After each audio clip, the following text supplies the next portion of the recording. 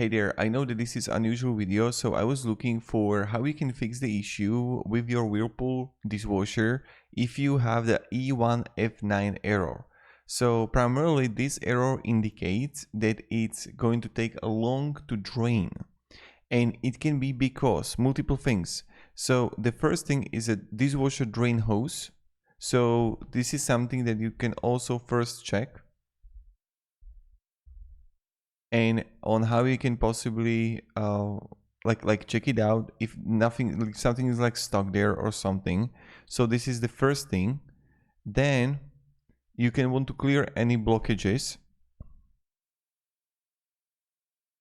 So use a pressurized water to clear any obstructions inside the hose. So this is the first thing that you can try to do. Then you can also try to check the drain pump. This is another thing, and I'm just like pointing you what you can then check out, like what kind of videos to check out, right? So this is another thing that you can check. You can like replace the drain pump whirlpool part, and then you want to also check maybe the filters. I'll just show you. So this is another thing.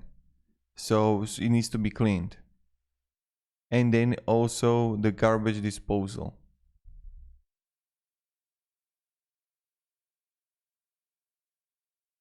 And then you can also power cycle dishwasher. So this is something that I found out. I hope it's going to at least a little bit be helpful to you.